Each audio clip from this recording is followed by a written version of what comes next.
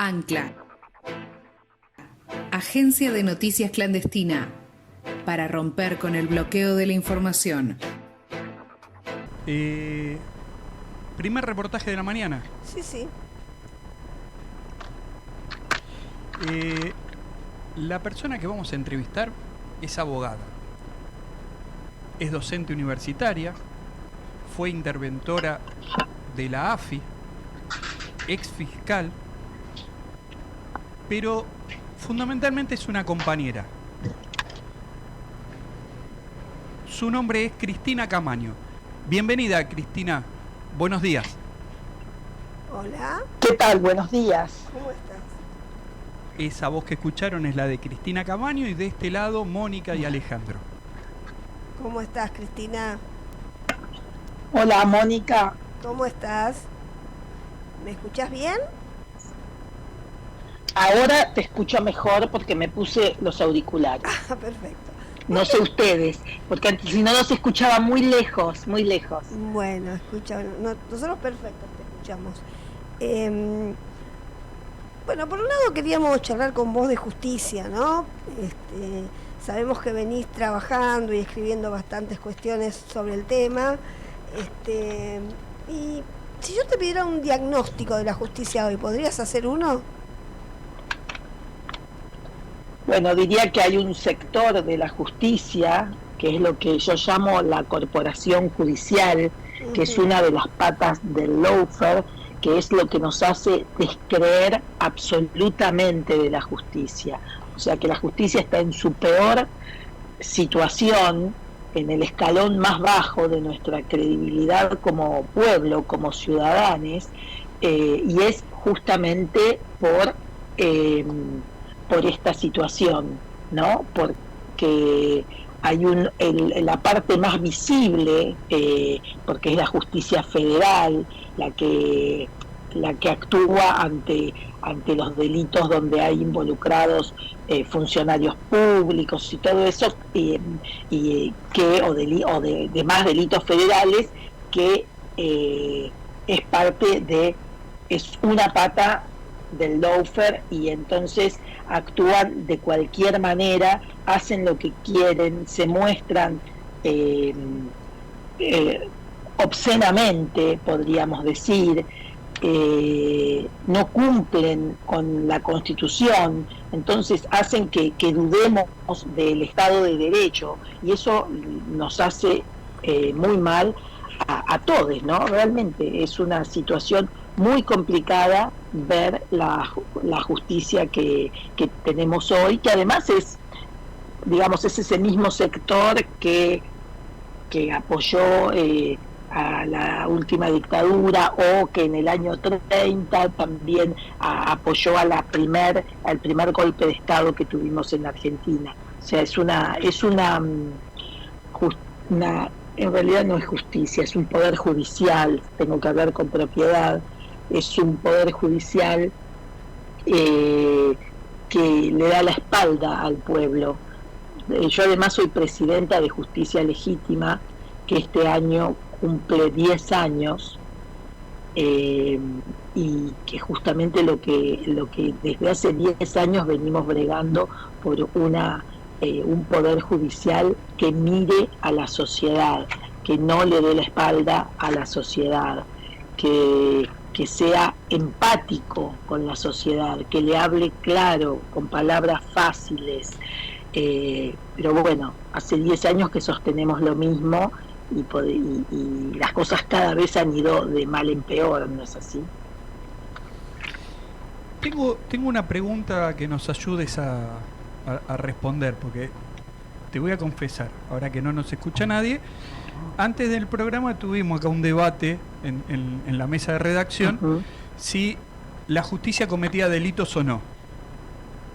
¿Es así? ¿Podemos decir que hay delitos que se cometen dentro de la justicia, o los comete esto que vos llamás la corporación judicial? ¿Nos escuchás? Bueno, no esto. Los escucho bastante entrecortado, pero igualmente entendí la pregunta. Por supuesto que no es todo el poder judicial, porque si no imagínate, no podríamos vivir porque es uno de los 3 poderes del Estado, ¿no?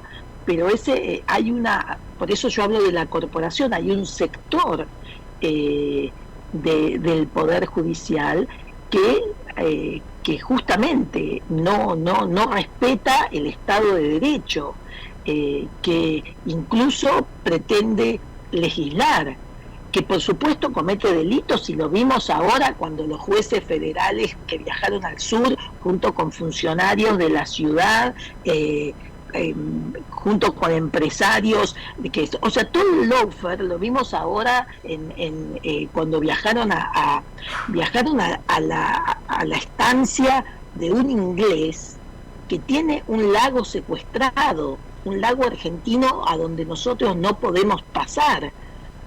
Y además están viendo cómo hacen, hacer una factura, conseguir, tengo un amigo que vive por ahí, nos presta, o sea, están tratando de encubrir los mismos delitos que cometen, o sea, por supuesto, además, bueno, cualquiera puede cometer un delito, lo que pasa es que se supone, se piensa que justamente una persona que trabaja, que es funcionario de uno de los poderes del Estado, son los que mejor deberían representarlo, pero acá vemos exactamente lo contrario, ¿no? Y el problema también es que nadie controla al Poder Judicial. Sí se controla al Poder Legislativo, que además va con el voto popular, ¿no? O sea, uno elige a los senadores y a los diputados. Sí se controla al Poder Ejecutivo y también va por el voto popular. Resulta que el Poder Judicial no es por el voto popular y además nadie es capaz de controlarlo. O sea que ellos incluso declaran, cuando no les gusta algo, la inconstitucionalidad de una ley o de un decreto presidencial y hacen que eso no funcione, como pasó, bueno, sin ir más lejos, con la ley de medios, que se estuvo discutiendo 10 años, resulta que después la sacaron con una declaración del Poder Judicial, o con la ley del Consejo de la Magistratura, que también después de más de 10 años de estar vigente, más de 10 años, era del 2006, la declararon inconstitucional y volvieron, o sea, pusieron en vigencia una ley que había sido derogada. O sea, eso es una cosa, es increíble. Y eso lo hace la Corte, o la Corte tiene al presidente de la Corte, que después termina también siendo el presidente del Consejo de la Magistratura. Entonces es juez y parte. O sea, todas esas irregularidades se hacen y nadie, como poder, entonces nadie lo puede controlar. El pueblo tiene que estar muy atento y saber cada una de estas irregularidades, porque es el pueblo el único que va a poder controlar a este poder. ¿Y cómo podemos hacer, para que este poder judicial sea de verdad democrático y que los ciudadanas y ciudadanos de la Argentina podamos elegir a los jueces, democráticamente, como elegimos senador, diputado o un presidente, también podríamos elegir al presidente de la Corte Suprema? Sí. ¿Es una utopía lo que estoy preguntando? Bueno, es que se requiere una reforma judicial que el lunes pasado el presidente, cuando habló por cadena nacional, dijo que había mandado al Congreso y que nunca se trató.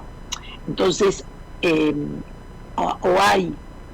primero yo no sabía que ya lo había mandado al Congreso, con lo cual hay una falta de comunicación o una comunicación insuficiente por parte del Poder Ejecutivo para explicar, porque si yo, que estoy, más o menos metida en el tema, no sabía que se había mandado la reforma judicial, me imagino que hay mucha más gente que tampoco lo sabe. Entonces, desde ese lado, me parece que lo que hay que hacer es, por un lado, comunicar mejor desde el Ejecutivo, y por el otro lado, también negociar mejor, negociar en el mejor de los sentidos, porque también la semana pasada salió la ley de alcohol cero, para que nadie que maneje tenga nada de alcohol en sangre.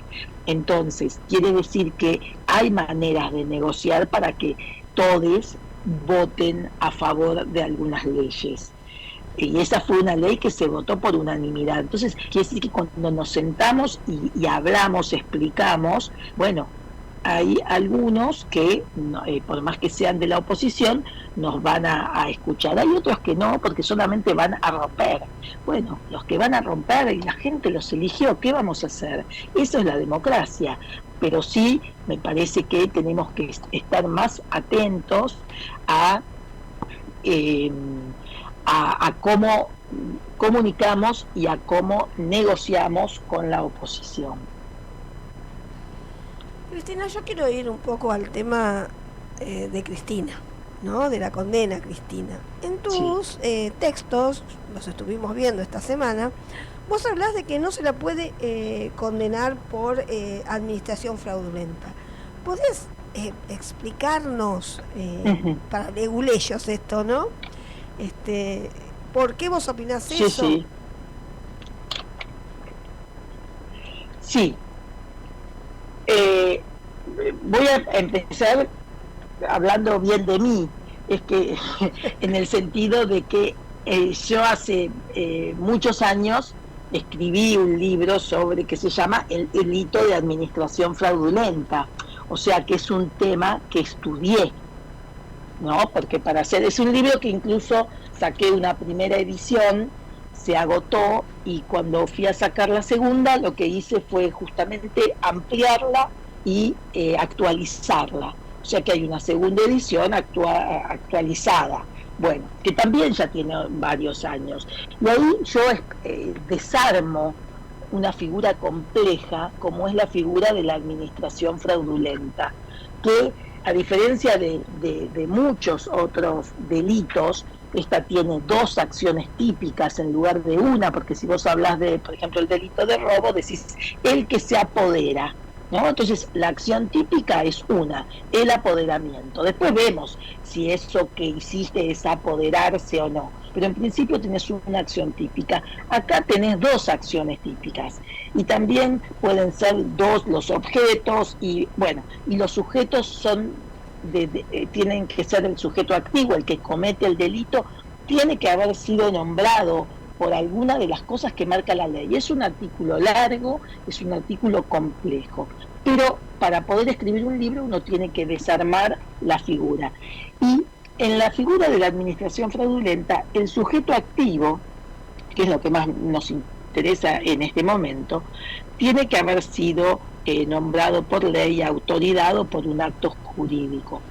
Supongamos que vamos a decir que la presidenta fue nombrada por ley, en el sentido de que ganó, pero tiene que ser ella. Es un delito que podemos decir de mano propia. El administrador es uno, y evidentemente es hasta ridículo absolver a el ministro de Obras Públicas y condenar al que está más lejos, porque es el autor, digamos, ni siquiera podría ser el ministro de Obras Públicas, porque él a su vez delega en otros, ¿no es así? Porque el presidente no está en estas cosas, y la figura lo que te requiere es que el administrador sea el que cometa las acciones típicas, que son la de perjudicar o la de abusar, obligar abusivamente, la de obligar abusivamente. ¿Cómo podemos analizar la figura para tener un ejemplo claro? Con la figura del administrador de consorcios. La gente del edificio le da un cierto poder para que el administrador de consorcios le pague el sueldo al encargado, se fije una vez por mes que venga el técnico de los ascensores, revise la caldera. Él es el encargado. él es el encargado y él es el único que puede ser el autor de la administración fraudulenta si justamente perjudica al consorcio, ya sea quedándose con dinero o pasándole dinero a la empresa que arregla los ascensores, para hacerlo claro y bien gráfico. ¿No es así? Acá la presidenta no era parte de nada de eso. Primero porque hay un ministro y después porque seguramente que en cada lugar hay otro encargado de llevar adelante esas acciones. Entonces es imposible que porque ella sea la presidenta, sino cuando hay un homicidio, bueno, también podemos decir que el presidente no cumplió con su deber de custodia de los ciudadanos y entonces lo imputamos por el homicidio que cometió otro. ¿Se entiende el razonamiento? En mi barrio dicen más clarito, echarle agua. Sí, sí. Está buenísimo. Bueno, menos mal, porque a veces una cosa es explicarlo con un pizarrón a los estudiantes y otra cosa es hablarlo en una radio donde no tenés otra manera que expresarlo y a veces te faltan palabras. Escuchándote, a mí me queda más Bueno, claro. Ese es mi razonamiento. Perfecto. Ahora, Sí. Escuchándote, digo, me parece que la condena a Cristina Fernández de Kirchner, claramente que no es una condena judicial, sino una condena política. Porque Obvio, y hay que resolverlo como tal, exactamente. Es un acto político lo que hicieron. Incluso hasta los años que pidió en su momento el fiscal, claro, y todo eso. Mira, ustedes están en Córdoba. No, en el sur del conurbano bonaerense. Mirá vos, en el sur del conurbano bonaerense. No, está bien. Sí, igual no tenían tonada cordobesa. Lo que pasa es que tratamos de ser un programa federal y siempre damos información y sacamos Claro. compañeros también del interior.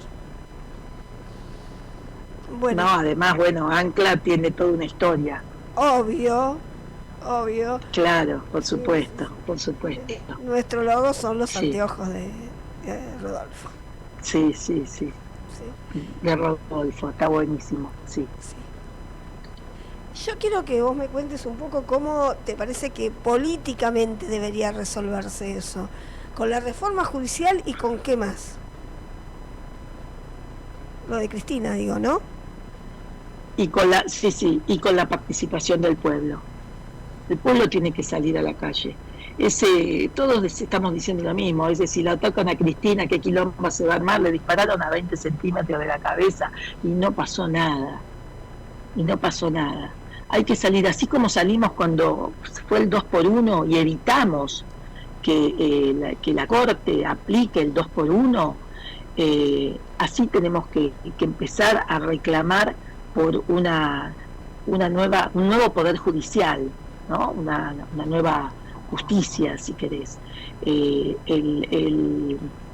Digamos, por más que el hecho es un hecho político, pero el presidente solo no va a poder si no tiene el apoyo del pueblo. También es cierto que hay que convocarlo al pueblo, Yo recuerdo cuando asumió en el gobierno anterior el macrismo y empezaron a haber en las plazas charlas populares, donde yo lo acompañé muchas veces, yo no hablaba, ¿no? Pero lo acompañaba, estaba ahí sentada escuchando a Raúl Zaffaroni, por ejemplo. Otra vez estuve en otra plaza que habló Axel, otra vez en Parque Centenario habló Leandro Santoro. Bueno, hay que convocarla.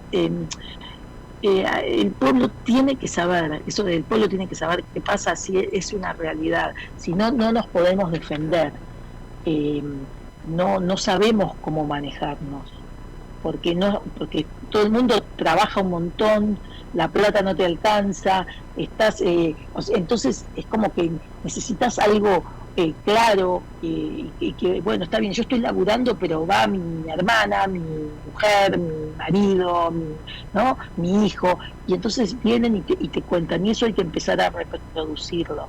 Me parece que la participación popular es fundamental para las reformas, y si no, mirá mirá, tenemos el ejemplo hoy, además 10 de diciembre, hay que homenajear a las madres y por sobre todo a Eve de Bonafini, ¿no?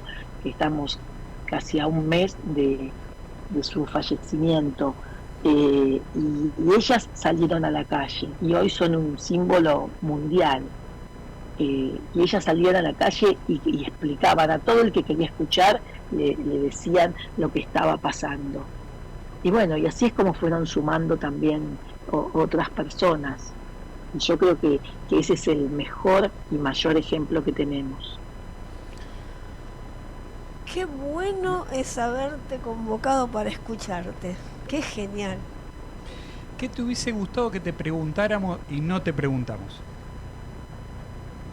No, a mí me encanta que me pregunten porque yo soy incapaz de empezar a hablar de algo. Me cuesta un montón. No sé, si vos me decís, bueno, a ver, ¿de qué querés hablar? Y nada, no sé. Así que me gusta que me pregunten y yo ahí puedo elaborar más o menos una respuesta, creo que digna, pero prefiero que me pregunten. Así que todo lo que me preguntaron está muy bien. Bueno, yo te propongo una cosa. Una vez por mes, nosotros, bueno, ahora vamos a dejar de hacer, en verano no hacemos el programa, pero cuando volvamos, estaría piola que una vez por mes nos acomodamos, te grabamos, como sea, pero tener estas explicaciones tuyas, porque ¿sabes cuál es el gran quilombo que nosotros tenemos con la justicia? Es la chacarera del expediente. La gente no sabe cómo carajo funciona la justicia y se ha convertido en un poder definitorio en nuestra vida. Así que vamos a ver cómo lo acomodamos, pero realmente estaría bueno tenerte charlando. Ustedes saben que yo me estoy yendo a fin de ahora, en unos días, espero, ¿no? Bueno, pero igualmente nada, si ustedes cuando vuelvo, si ustedes me mandan preguntas por WhatsApp, yo se las respondo, o sea, no, yo no tengo problema. Justamente es algo de que a mí me moviliza y me gusta el poder sobre todo explicar. Bueno, será por eso que también que soy docente en el Instituto de las Madres de Plaza de Mayo y también en la Facultad de Derecho, ¿no? De la UBA, en los dos lugares, y es una de las cosas que más me gustan, es poder, bueno, ahí explico derecho penal y procesal penal, pero también después de haber gestionado, desde hoy estaba mirando un video que me mandaron del año 2010, cuando Cristina todavía estaba toda de negro porque acababa de morir Néstor, y ella crea el 13 de diciembre el Ministerio de Seguridad y la pone a Nilda y a mí de viceministra. Y estaba mirando eso y digo, todo lo que pasó, porque yo de ser fiscal pasé por una causa que me llevó, digamos, al estrellato, por decirlo de alguna forma, por haber hecho una investigación rápida y con muchos imputados, y bueno, que después terminaron todos menos uno condenado.